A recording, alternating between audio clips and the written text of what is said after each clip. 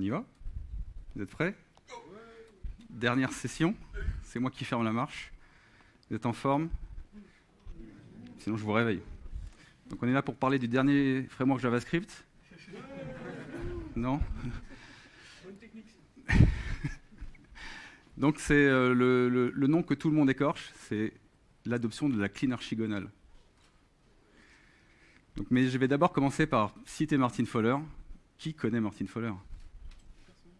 Oh là là. Qui connaît le manifeste agile? Martin Fowler, c'est un des co-signataires du manifeste agile. Et ce qu'il a dit, c'est que l'architecture est vraiment importante. Et les choses qui sont difficiles à changer sont l'architecture initiale, la culture et les compétences de l'équipe.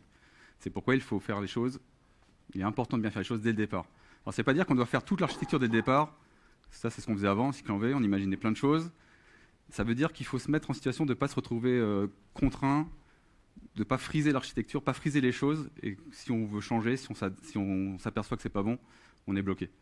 Ça veut dire ça. Et il faut aussi des gens compétents. Donc pas d'armée de juniors, pas de gens... je suis un prestataire, donc je peux dire dans un centre de service loin. Voilà, il faut des gens compétents, au moins une ou deux personnes quand même. Et une culture d'entreprise. Il faut accepter l'erreur, il faut accepter d'apprendre, etc. Et donc, je parlais du manifeste agile. Manifeste agile, c'est ça. C'est 4 principes qui disent que plutôt qu'une documentation exhaustive, il faut des logiciels opérationnels. C'est mieux. Avant, voilà. Avant, on écrivait beaucoup de docs et les logiciels ils marchaient moyen. Plutôt que suivre un plan, il faut s'adapter au changement. Moi, j'avais ça souvent, un contrat avec des choses qui servaient à rien, mais il fallait le faire parce que c'est dans le contrat. Et puis d'autres choses, ça aurait été bien de les faire, mais c'est pas dans le contrat, donc on ne fait pas. Plutôt que des processus et des outils, des interactions et des individus, coucou Saïf, négociation contractuelle, plutôt la collaboration avec les clients. Et donc ça a été écrit par des développeurs, ils étaient 12 ou 13. Et en fait, il y a des organismes qui ont vendu des certifications agiles, devinez lesquelles, et ils ont oublié toute la partie développeur. Qui est développeur ici? Voilà, mais ils nous ont oublié. Donc là est sorti le manifeste agile, donc qui reprend des choses de l'agilité, manifeste craftsmanship, pardon, qui reprend des choses de l'agilité et du extreme programming. Donc software craftsmanship, mot barbare, qui veut dire artisan du logiciel, enfin artisanat logiciel. Donc nous sommes des artisans du logiciel. Et c'est une réponse point par point au manifeste agile qui dit OK, des logiciels opérationnels, mais des logiciels bien conçus aussi. Parce qu'après, on va les maintenir, on va les faire évoluer. Donc c'est mieux. OK, l'adaptation au changement, mais aussi l'ajout constant de valeur. OK, les individus et l'interaction, mais aussi une communauté de professionnels, collaboration avec les clients, mais des partenariats productifs. Et donc moi, je suis un coach craft. Je m'appelle Christophe Brevet-Jardin. Donc j'accompagne des équipes, des organisations, des personnes à monter en compétence sur le développement. Je fais aussi des audits. Je suis formateur à Octo Academy. Qui connaît Octo? Moitié? Bon. Je vais faire changer les choses. Je suis aussi co-leader de tribu, parce que chez Octo, on est divisé en tribus. Donc moi, je suis dans la tribu Growing People and Software. C'est mener les logiciels et les gens vers l'excellence technique. À côté de tout ça, je suis conférencier. Je suis créateur de contenu. Je fais un post par jour sur LinkedIn. Là, vous pouvez me scanner mon nom. Ou je prends une affiche de film et j'en fais un rapprochement avec notre métier. Pas tous les jours simple. Parfois tiré par les cheveux. Je suis auteur, j'en parlerai juste après. Et avant tout ça, j'étais développeur, tech lead, architecte, directeur technique. Ce qui me permet de faire mon activité d'aujourd'hui. Donc auteur, j'ai écrit ce livre avec Sylvie et Stéphane qui sont chez Octo. Ça s'appelle Culture Test. Quand on dit tester, tout le monde dit tout de suite tester c'est douter. Non, tester c'est coder. Vous pouvez le télécharger gratuitement sur ce site, le PDF et l'ePub. Mais je vais en faire gagner des livres physiques qui coûtent 29 €, mais je vais les faire gagner. Pour ça, je vais jeter des shurikens dans la salle. Alors attention les yeux, il faut être attentif. Ça vous oblige à être attentif. Et à la fin, vous revenez, je vous l'échange un shuriken contre un livre. Il y a d'autres livres, culture code, culture produit, culture agile, etc. Puis il y a un petit canard aussi. Alors avant de aller dans le cœur du sujet, on va faire un peu d'histoire. Il y en a qui n'étaient pas nés, mais bon, autour des années 2000, la première décision qu'on prenait, c'était quelle base de données on va choisir. On ne savait pas trop ce qu'on allait développer, hein, mais déjà on savait dans quoi on allait stocker les données. Et une fois qu'on avait fait ce choix hyper intéressant, on passait au deuxième choix, qui était d'installer un bug tracker, donc une autre base de données, mais pour les bugs, parce qu'on savait qu'on allait avoir des bugs. Et après on développait, voilà. 2 choix, nickel, après on développe. Et bon, il y avait des petits soucis, il y avait des anomalies, du coup il fallait les corriger, puis en les corrigeant on créait d'autres anomalies ou des régressions. Et les gens n'étaient pas contents, ça coûtait de l'argent. Donc c'était pas terrible. Et pourquoi? Parce qu'on ne réfléchissait pas à grand chose. Et notre code, ça ressemblait un peu à ça, un plat de spaghetti. Tout était connecté, la technique, le fonctionnel. Il y avait un peu compliqué pour s'y retrouver. Au début, ça allait vite, hein. On développait très rapidement, parce qu'on part d'un truc greenfield. Et puis plus on ajoute des choses, plus on engendre des erreurs à droite à gauche. Donc c'était pas terrible. Là, vous avez un arbre de dépendance spaghetti. Donc voilà, bienvenue. On tire une petite pelote, là, il y a tout qui vient avec. Et à cette époque-là, on faisait beaucoup de tests manuels. Et c'était même pas nous, c'était une équipe à côté qui faisait ça. Ils testaient toujours la même chose, encore et encore. Au début voilà, ils le font bien, puis après ils se lassent, et puis vu que c'est manuel, la rigueur diminue, etc. Le schéma il vient de Culture Code que je vais faire gagner, mais que vous pouvez télécharger gratuitement. Si vous n'arrivez pas à représenter l'architecture spaghetti parce que vous êtes très jeune, dans la vraie vie, si vous aviez un top manager qui disait que Madame Michu a un problème électrique, merci de la dépanner, donc vous allez sur place pour lui résoudre son problème électrique, vous avez ça. Donc voilà, c'est exactement la même chose dans le code. Un développeur face à un code spaghetti, c'est ça. Ça pique. Si c'était un film, moi je mettrais ça. Indiana Jones, c'est les aventuriers de l'Arche perdue et de l'architecture spaghetti. Donc lui, c'est un aventurier, un archéologue, il cherche des traces d'humains dans les vestiges. Voilà, nous aussi, on cherche des traces d'intelligence humaine dans le vestige du code. Et donc, pour lutter contre ça, on a dit, non, en fait, c'est tout mélangé, c'est pas bien. Il faut faire des lasagnes, des archis en couches. Vous avez bien mangé parce qu'on va parler beaucoup d'aliments. Donc, il y a une couche qui permet de discuter avec l'utilisateur, une couche qui permet de discuter avec la base de données ou n'importe quelle source de données. Et puis, au milieu, on va faire un petit peu de métier, ou beaucoup de métiers. Donc, ça paraissait bien dans l'idée, parce que là, c'était mieux structuré. Bon, dans les faits, ça bavait un peu, hein. Il y avait la sauce tomate et le fromage qui coulaient. Pourquoi? Parce qu'on réfléchissait toujours base de données, on faisait une modélisation objet qui ressemblait à la base de données. Ces objets, on les transposait un peu partout, même jusqu'à l'IHM. Et donc, dès qu'on touchait la base, on était obligé de tout modifier, des choses qui étaient modifiées partout, changer les règles, changer les IHM, etc.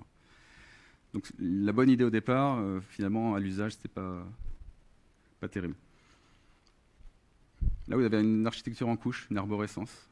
Donc, voilà, vous avez un truc contrôleur là-haut, réservation, c'est pas trop ce que ça fait. Service, on aimait bien mettre service à l'époque aussi. Service, c'est DAO. DAO, c'est Data Access Object pour récupérer des données. Et donc là, on voit bien que là, j'ai deux choses. Je peux réserver ou administrer des VTC. Mais on voit que si on commence à rajouter des choses, un achat de voiture, une comptabilité, un achat de bouteilles, parce qu'avant, on avait des bouteilles dans les VTC. Je ne sais pas si vous vous souvenez, mais ça n'existe plus. Et on voit qu'on n'arrêtait pas de scroller partout parce que tous les services étaient dans la couche service, même si, voilà, entre la réservation et de l'administration, ça n'a rien à voir.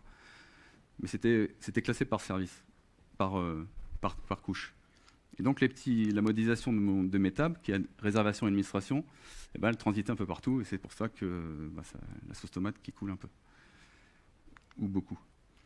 À cette époque-là, on s'est dit quand même, c'est bien de tester avec des humains, mais si on pouvait automatiser certains éléments, ce serait mieux. Donc voilà, la pyramide des tests arrivés. Bon, c'est un vieux triangle, hein, on dit pyramide. Mais... Donc en bas, c'est les tests unitaires. À cette époque-là, la définition, c'était les petites portions de code. Et puis intégration, c'était des petites portions de code ensemble. On verra après que ça a un peu changé. Les tests unitaires, ils étaient rapides à s'exécuter, et on en avait beaucoup. Et plus on monte, plus c'est lent, et moins on en a, parce que ça met du temps à s'exécuter. La pyramide vient de Mike Cohn, dans ce livre-là. Dans la vie réelle, c'est quoi ces modèles en couche là? C'est comme si vous aviez Madame Michu qui a un problème encore pour traverser le passage piéton, et puis il faut aller la dépanner, donc on arrive sur place, et on a ça. Normalement, la scène elle est dans un coin, la route pour les voitures et le trottoir. Et là, voilà, on voit que chacun déborde un peu, c'est pas terrible. Un développeur face à ça, bah c'est bien, c'est cool. Et puis quand il ouvre le capot, c'est ça, c'est tout mélangé, c'est un peu dur de s'y retrouver. Si c'était un film, ce serait le Titanic, parce que l'eau, elle commence à s'engouffrer partout, les murs n'étaient pas assez hauts, etc. Donc ça commence, voilà, normalement, c'était pas censé faire ça. L'insubmersible, pour rappel, 0 voyage. Donc on s'est dit, ouais, on a un gros système, il faut le diviser en petits, parce que quand on a une grosse chose à faire, si on la divise en petites activités, c'est beaucoup plus facile. Donc on a sorti les microservices, donc des raviolis. C'est cool, sauf que si on ne sait pas découper un monolithe, rien qu'au même endroit, qu'est-ce qui fait croire que si on va avoir plusieurs petites unités de déploiement, ça va aller mieux? Et ben finalement, non, on a des petites lasagnes, des petites spaghettis, des petites lasagnes, des petites spaghettis, et puis sur le réseau. En plus, elles discutent entre elles et c'est encore pire. Dans la vie réelle, si vous ne visualisez pas, c'est Madame Michu qui a un problème de connexion Internet, et puis il faut aller la dépanner, on ouvre le boîtier, et voilà ce qu'on a. Ce sont des vraies photos. Tout est, voilà, tout est mélangé, tout le monde appelle tout le monde, c'est le boxon. Donc le plat spaghetti, maintenant, il est au milieu, il est dans le réseau. Ça, c'est un développeur face à microservices. Il y a une donnée erronée quelque part, on ne sait pas par où elle est arrivée. Elle a été transportée dans tous les services. On a des logs un peu partout.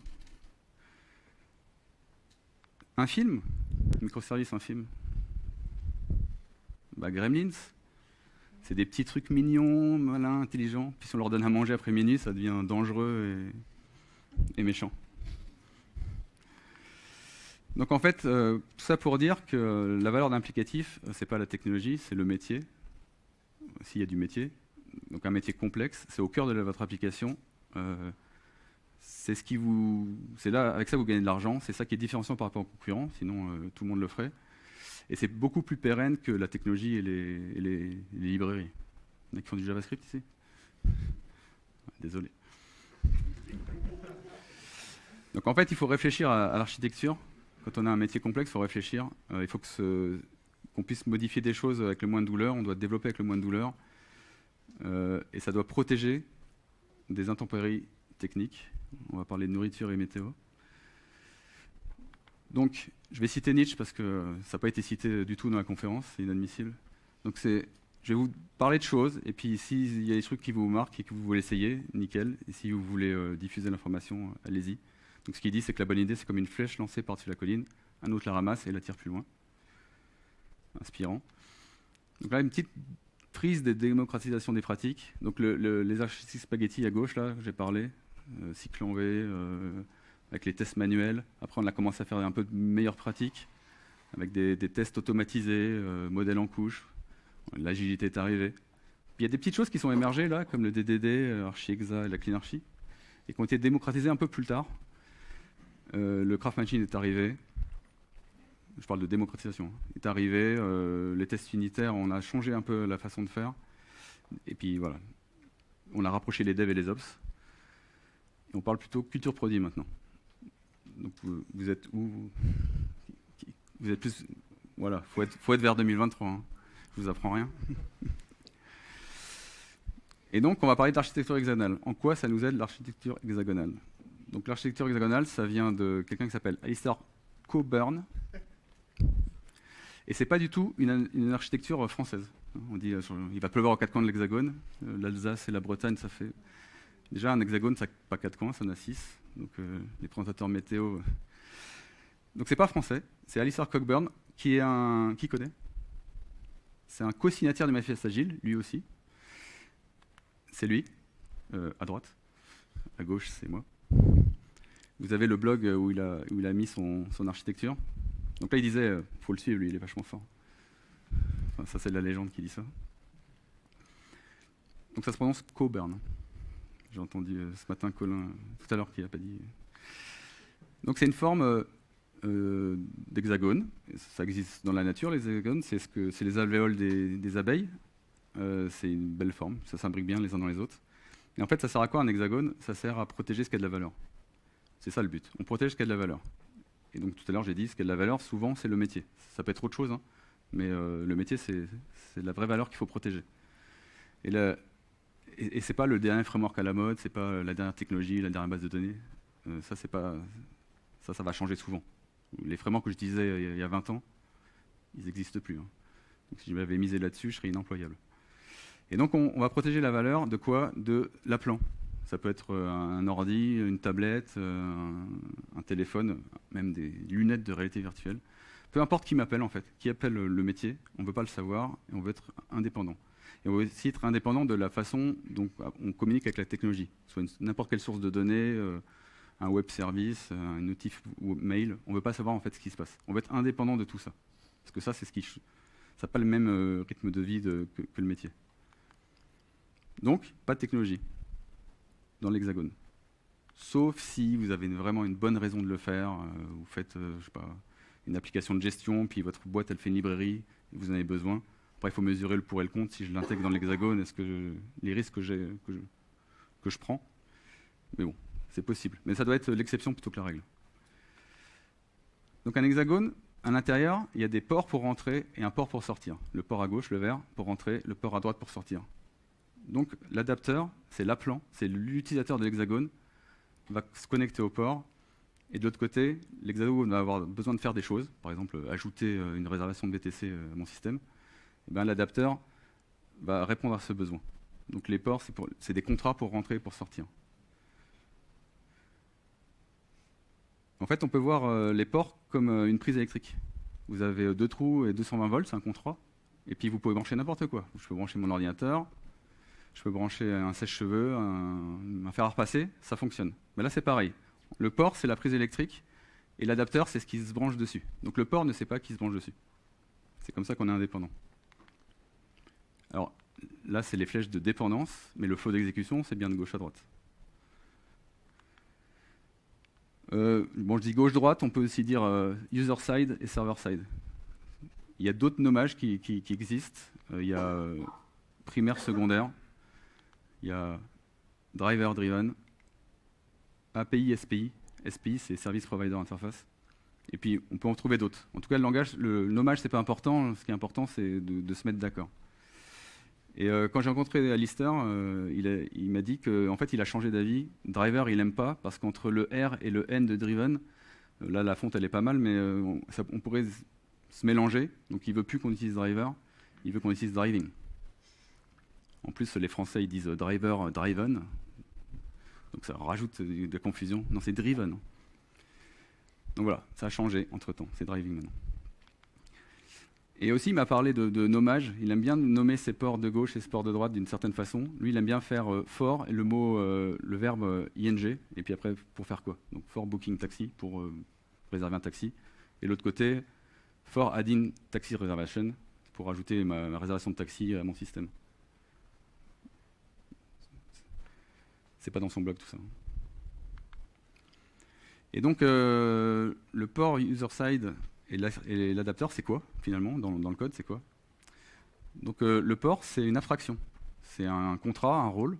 Dans les langages, en général, le mot-clé, c'est interface. En C, C#, Java, TypeScript. En Python, c'est protocole, ou anciennement ABC. Voilà. Normalement, certains langages ont ça, d'autres non. Lui, il fait du Ruby, donc il n'en a pas. Mais voilà, c'est l'interface à droite, interface à gauche. Et en fait, les adapteurs, c'est des classes qui implémentent. Enfin, à droite, en tout cas, c'est une classe qui implémente l'interface. À gauche, c'est une classe qui utilise l'interface. Donc, ça implémente, et lui, il l'utilise. Et à l'intérieur, l'application, il avait dit application, c'est quoi? C'est tout le reste. Alors, c'est un peu vague, application. Qu'est-ce qu'on y met? Alors c'est sûr qu'il va y avoir à un moment la classe qui implémente l'interface de gauche, du port de gauche, user-side, et puis peut-être d'autres choses. Mais quoi, il ne dit pas. Et quand je lui ai parlé, il m'a dit I don't care. Et puis autour, I don't care. Et puis la transmission entre l'extérieur et l'intérieur, I don't care. Il m'a dit, en fait, j'aurais dû l'appeler I don't care architecture. Donc finalement, on peut faire ce qu'on veut. On est un peu libre. Il faut juste mettre des interfaces de chaque côté. Donc oui, l'implémentation du port de gauche l'implémente, et puis elle va utiliser le port de droite pour ressortir les données, enfin, pour accéder à la source de données. Et donc des adapteurs, on peut en avoir plein. Je peux avoir un adapteur réel qui est mon contrôleur REST, puis je peux avoir un script batch. De l'autre côté, comme adapteur, je peux avoir quelque chose qui se connecte à une base relationnelle, ou une base non relationnelle, ou un web service, peu importe en fait, ou un fichier, file system. Je peux brancher, débrancher mes adapteurs comme je veux. Je peux aussi avoir une multiprise, un même port qui tout le monde se connecte dessus. J'ai mon appli web qui se connecte, puis un batch qui va faire d'autres choses, qui se connecte aussi. Et le premier adapteur que je crée, c'est le test unitaire. En mode, plus en petite portion de code possible, mais en mode comportement. Mon test unitaire va tester tout le comportement de l'hexagone, sans savoir ce que ça fait, en boîte noire. Et mon adapteur de droite, le premier que j'écris, c'est une doublure de test. J'ai mis bouchon, stub, doublure de test, vous connaissez? C'est emprunté au cinéma, vous avez un acteur, une doublure, il ne sait pas faire une cascade, donc on prend une doublure. Mais là, c'est pareil. On ne va pas accéder à la base de données directement, on va utiliser une doublure. Donc il y en a 5. Mock, stub, dummy, fake, spy. Merci. Donc le test unitaire est un adapteur. C'est même le premier qu'il faut créer. Je vous conseille même de le faire en TDD, comme ça vous créez d'abord le test et après vous faites la plus petite portion de code qui fonctionne pour l'hexagone et puis après vous le refactorez pour donner un truc maintenable et évolutif et plus propre. Là c'est un exemple d'arborescence qu'on pourrait avoir pour mon réservation de VTC. J'ai le port user-side, application, port server-side. Je mets tout ça dans un package core. Comme ça, quand je revois des imports qui ne sont pas core.quelque chose, mais qui sont là-dedans, j'ai fait une violation. Ça voudrait dire que l'hexagone appelle quelque chose d'extérieur. Et ça, on ne peut pas. L'hexagone ne dépend de rien d'extérieur. L'extérieur dépend de l'hexagone. Donc c'est ça qui utilise l'intérieur et pas l'inverse. Donc j'ai mis les nommages de l'architecture pour que vous compreniez, mais on peut faire ce qu'on veut.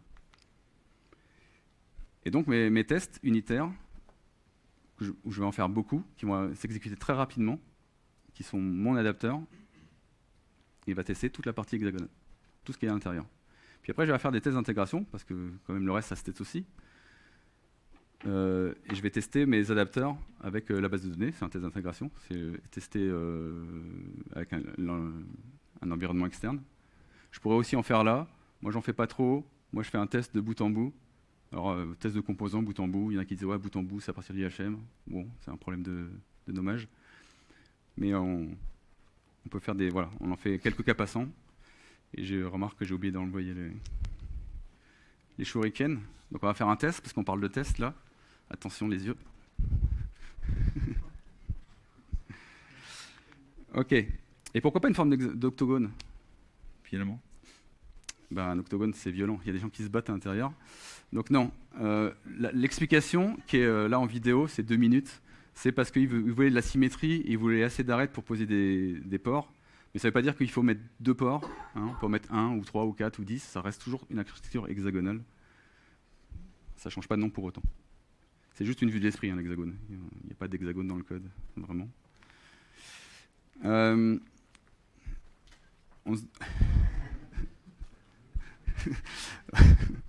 On se dit la taille des ports. Est-ce qu'il faut plutôt une classe, enfin une interface avec beaucoup de comportements intérieurs, beaucoup de méthodes, beaucoup de signatures de méthodes, ou est-ce qu'il faut faire un fichier par comportement? Bah, réponse, I don't care. Faites ce que vous voulez. Il y a une deuxième architecture qui est intéressante, c'est la clean architecture. Donc là, lui, c'est plus moi qui pointe, c'est vous. C'est Robert Martin, qu'on appelle communément Oncle Bob, qui a sorti ça en 2012 sur son blog qui est là.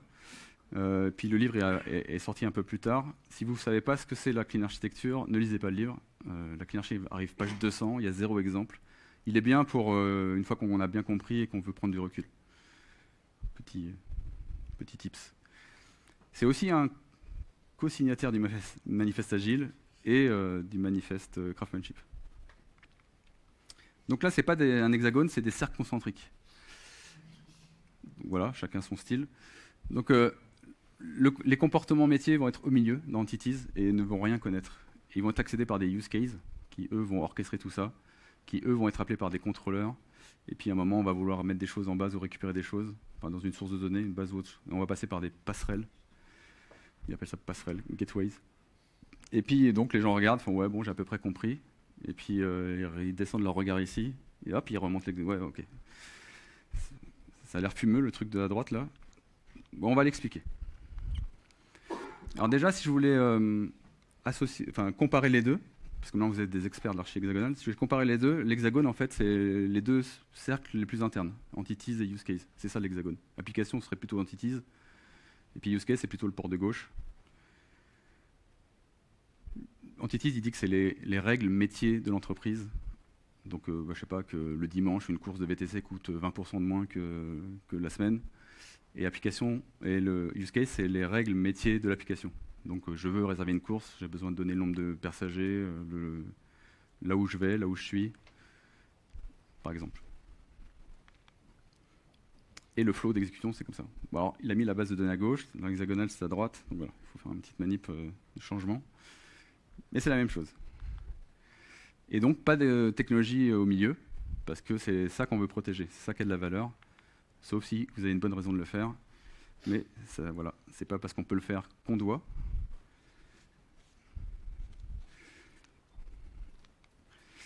Et là, le petit schéma en bas à droite, qui est devenu un gros schéma que j'ai refait.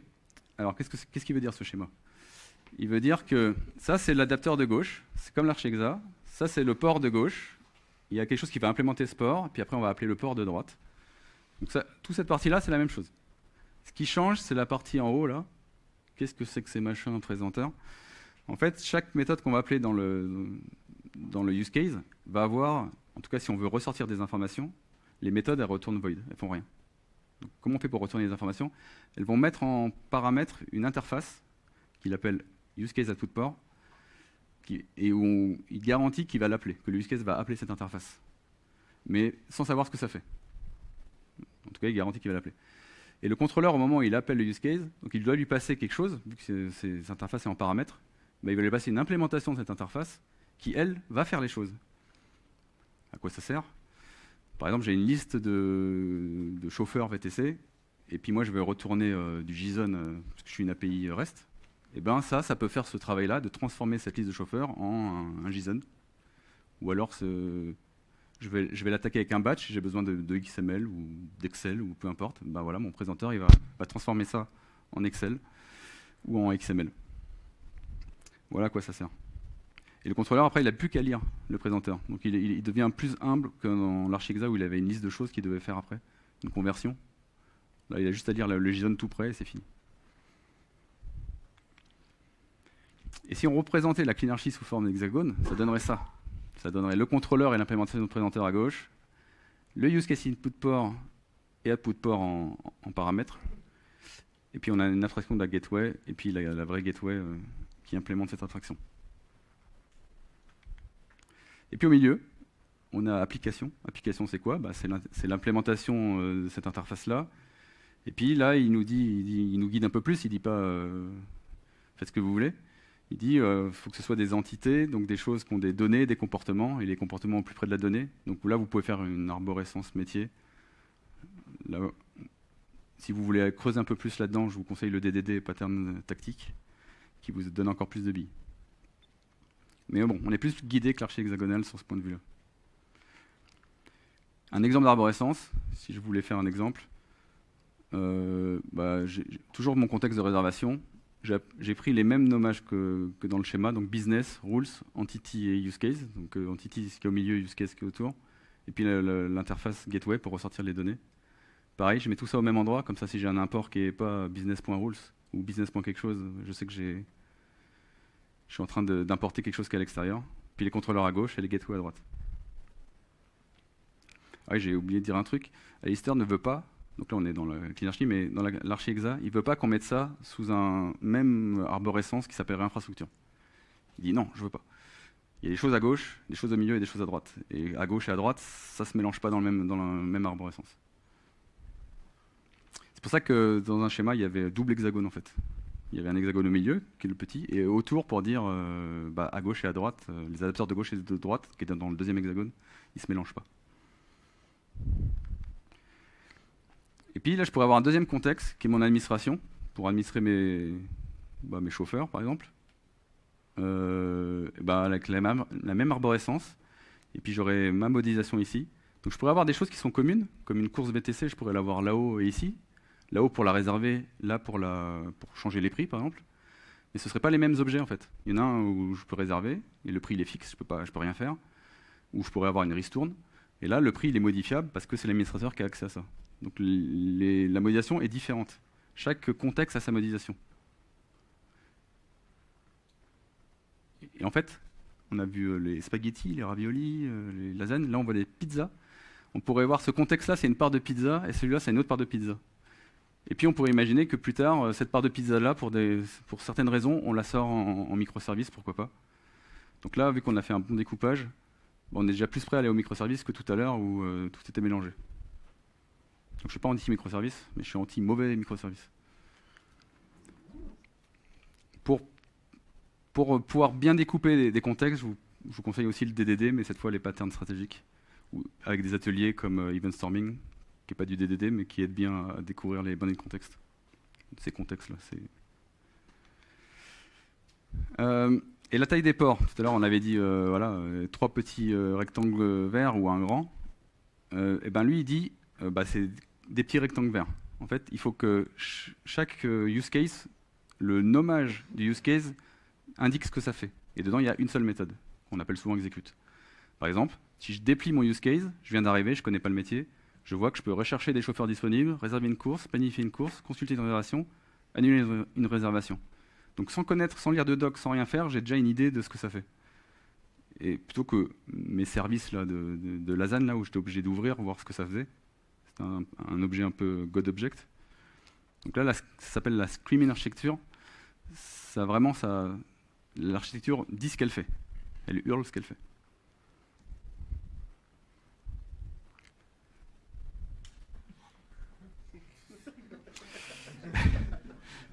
Les frais d'hôpitaux ne sont pas couverts. Hein.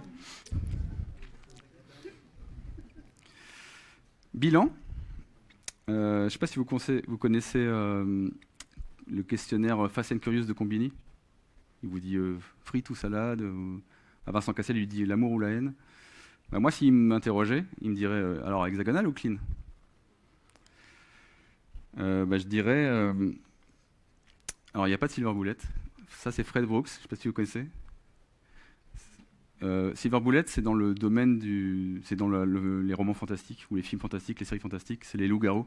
Pour tuer un loup-garou, si on tire dessus, ça ne marche pas, il faut lui tirer une balle en argent, et là, il meurt direct. Et ben, en informatique, il n'y a pas de Silver Bullet, il n'y a pas d'architecture ultime, il n'y a pas de stratégie de test ultime. Désolé. Parfois, c'est aucun des deux, ni hexagonal, ni clean, ni pyramide de test, parce que ce n'est pas adapté. Par exemple, si vous avez un périmètre essentiel mais pas critique où il y a très peu de métiers, voire pas du tout, c'est juste du passe-plat, à ce moment-là, mettre une architecture hexagonale ou une clean architecture, c'est contre-productif parce que vous allez isoler du vide, c'est cool, puis après vous allez faire des tests pour tester l'intérieur du vide, donc vous allez perdre du temps. Puis après vous allez faire des tests d'intégration sur le côté, qui fait juste un passe-plat vers la base. Donc là, c'est plutôt le pattern transaction script, vous faites 3 couches et vous testez tout ça en même temps, ensemble, avec juste des tests de composants. Donc là, on a une pyramide inversée et ça marche très bien. Après, si vous avez un périmètre qui est orienté données, toute votre intelligence, elle est là, j'ai mis une grosse base, elle est dans la façon de récupérer les données, les agréger, les filtrer, etc. Peut-être créer des vues. Donc la complexité, elle est là, et après, une fois qu'on a les données, on les fait traverser. Il n'y a plus de métier. Par exemple, il faut afficher un graphique ou un tableau de bord. Parfois, on a besoin de calculer des choses. C'est compliqué. Là, c'est pareil. Une architecture hexagonale, vous allez isoler du vide parce que l'intelligence, elle n'est pas ici. L'intelligence, elle est là. La façon de récupérer les données et d'avoir les bonnes données. Et donc là, c'est plutôt des tests d'intégration. Il faut accéder à la base et voir que ça marche bien. Une fois que ça marche bien, tout le reste, vous faites tout le reste, on le teste, on teste dans un bloc. Donc on va faire plein de tests d'intégration. C'est pour ça que là, c'est un diamant. Bon, comme l'autre, c'était une pyramide, c'est un triangle, là, c'est un vieux losange, mais on appelle ça un diamant. Donc le pattern là, c'est Active Record. Alors 3-4 couches, hein, c'est vous qui voyez. En tout cas, la clean architecture et l'archi-hexa, c'est vraiment pour du métier complexe, quand vous avez du métier. Les avantages sont communs. pouvez découpler, isoler, c'est flexible, c'est pérenne parce que les éléments techniques changent, votre métier ne change pas. C'est testable, on l'a vu, hein, by design, c'est testable. Il faut tester. On peut repousser les choix techniques. Je peux faire un adapteur de droite qui est un adapteur mémoire, et je ne sais pas quelle base je vais utiliser. Mais c'est pas grave, je vais continuer à développer, je vais même faire des démos à mon PO, ou peu importe, ça va fonctionner. J'ai un exemple quand je travaillais pour la RATP, dans les métros. Si jamais il y a un incident, le CIF demande de rejouer le film de ce qui s'est passé dans la journée. Donc les métros qui bougent, l'électricité, les gens qui appuient sur les boutons, etc. Pour voir ce qui s'est passé, si c'est un incident humain ou technique. Et donc il y a plein de petits événements. Le métro, dès qu'il bouge d'un centimètre, hop, il y a un signal qui part, etc. Il y a plein de petits événements qui transitent, et des petits événements. Et eux, ils avaient dit, en amont du projet, tiens, on va fixer l'architecture en amont, bien en amont, parce qu'on est fort. On va prendre une base Mongo. Et donc pendant 3 ans, 4 ans, 5 ans, ils ont développé, pour s'apercevoir sur le terrain que ça ne marchait pas, parce qu'en fait, tous ces sommes d'énormes petits événements, ça s'empilait dans Mongo moins vite que ça va s'empiler dans le bus. Dommage. Parce que Mongo, c'est fait pour faire des gros documents, pas des petits machins IoT. Là. Donc c'était le mauvais choix de base. S'ils avaient pris quelque chose de mémoire pour commencer, et puis installer la chose sur le terrain, et puis voir l'usage qui en est fait, ils auraient pris un autre choix de base de données. Ça marche aussi sur le front, hein, toutes ces architectures. Voilà, arrêtez de mixer Angular, React, Vue avec tout votre métier du front là. Et séparez bien les choses. Il y en a qui ont connu AngularJS. Vous êtes passé Angular 2 à un moment? Ah zut. Il fallait tout recommencer, ça n'avait plus rien à voir. Et voilà, si on recommence une certaine partie, ça va. Et si on a isolé quelque chose qu'on n'a pas à recommencer, c'est quand même mieux. La différence, elle est quand même sur le niveau de guidage. Hein. L'architecture hexagonale, I don't care, donc pas de positionnement, pas de guidage que ce soit sur qu'est-ce qu'on fait à gauche, au milieu, à droite, sur la taille des ports, sur l'échange d'informations. Alors que la clean architecture va vous guider. Alors, vous guider, ça ne veut pas dire c'est plus simple, hein, mais c'est un guide. Donc il va vous dire que les use cases, c'est les règles de l'application, puis il faut mettre des entities au milieu. On ne met pas le métier dans les ports. On met un use case par fichier, la stream architecture, et puis le système de présenteur pour ressortir les données. Attention, j'envoie un shuriken. Mais il part toujours là-bas, j'ai l'impression. Je vais me mettre de l'autre côté.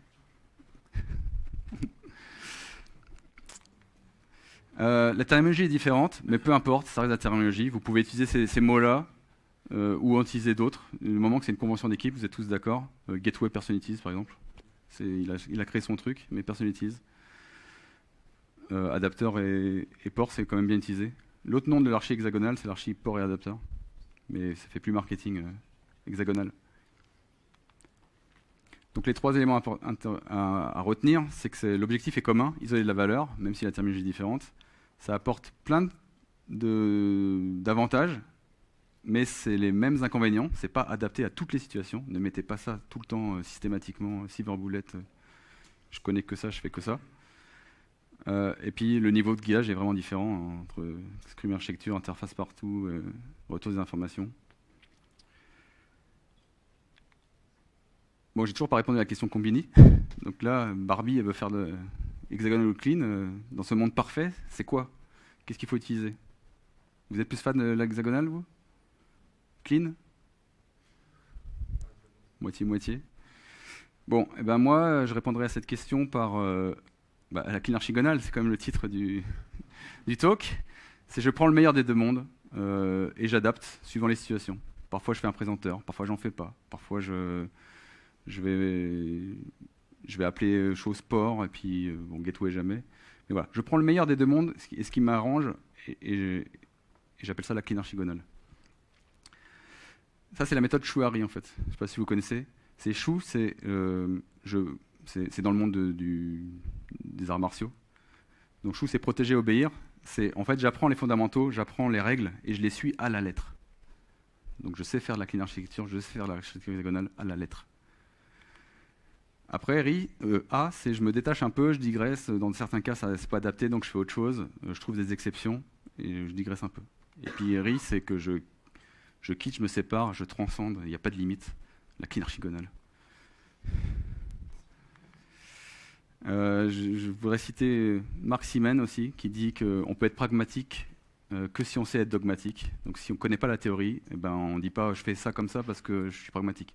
Non, c'est parce que tu ne connais rien. On le fait parce qu'on sait pourquoi on le fait. Pragmatique, c'est pas s'embêter avec les choses. C'est comprendre pourquoi on fait les choses et savoir déroger.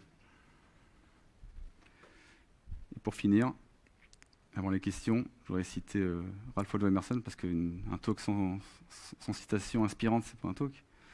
L'idéal de la vie, c'est pas l'espoir de devenir parfait, c'est la volonté de toujours être meilleur. Merci.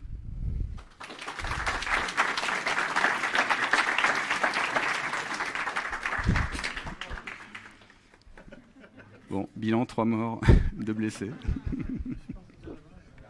Pour la question, j'arrive.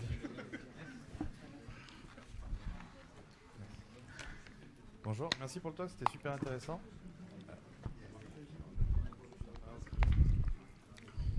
C'est un micro quelques d'un côté. Merci pour le talk, c'était super intéressant. J'ai jamais implémenté d'architecture clean et je me demandais justement dans une architecture un peu en mode pizza, comment est-ce qu'on gère les entités qui sont globales? Par exemple, dans une API, les utilisateurs. Des trucs qui servent en fait dans tous les services. Et dans tous les use cases. Alors, il faut éviter au maximum, parce qu'on croit que parfois c'est la même chose. Tu peux avoir, je sais pas, je fais un vétérinaire, il y a quelqu'un qui prend des rendez-vous, et puis il y a le patient qu'on soigne. Celui qui prend le rendez-vous et le patient, ce sont 2 personnes différentes. Et si on l'appelle tout le monde client, voilà, on ne comprend rien. Et le fait d'utiliser les mêmes modélisations, tu vas avoir tendance à mettre des choses dedans pour un contexte, et l'autre va être impacté alors qu'il n'a rien à voir avec ce contexte-là. Donc c'est bien de différencier les choses, voir que c'est des éléments différents, et de ne pas mélanger. C'est comme ça qu'on arrive avec des vieux if, parce que dans ce cas-là, c'est pas adapté. Maintenant, si vraiment c'est des choses communes, tu peux avoir en DDD, on appelle ça le char kernel, tu mets ça au même endroit. Mais ça doit vraiment rester l'exception et pas la règle. Ça fait une dépendance en plus d'un côté. Voilà.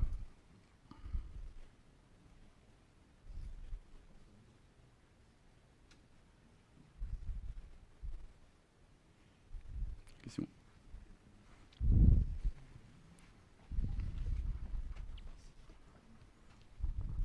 Bonjour, merci pour le talk. Question, si on suit les principes solides à la lettre, est-ce qu'on a besoin de bien connaître la clean archigonale ou est-ce que ça s'auto-suffit?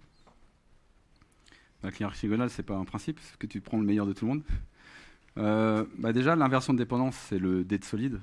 Donc ça, les deux architectures l'utilisent énormément. On a aussi le S parce que chaque couche, enfin chaque élément est responsable de ce qu'il fait, on ne mélange pas tout. Après, les autres, O, L, I, c'est plutôt dans le refacto que tu vas faire émerger ça. Ça sort un peu de l'architecture. C'est compatible. C'est compatible. Tu peux ne pas en faire, tu peux en faire. C'est mieux de en faire, mais encore une fois, pas partout, pas solide, buté à appliquer à la lettre. Parfois, voilà, pair ou impair, je vais faire un open close avec un switch, machin, et polymorphisme. Non, pair ou impair, il n'y a pas besoin. Ok, merci.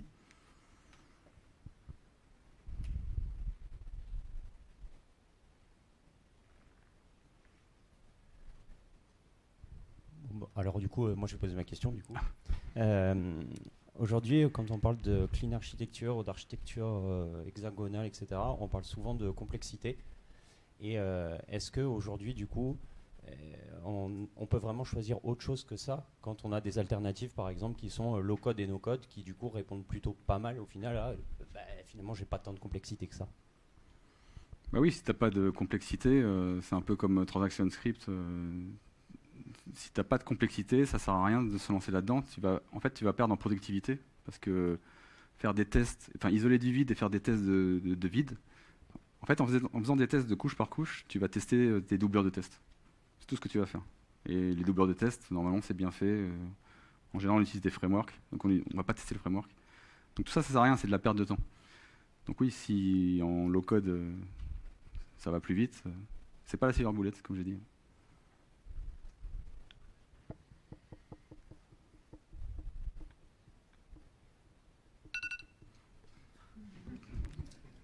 C'est fini. Merci beaucoup. Merci.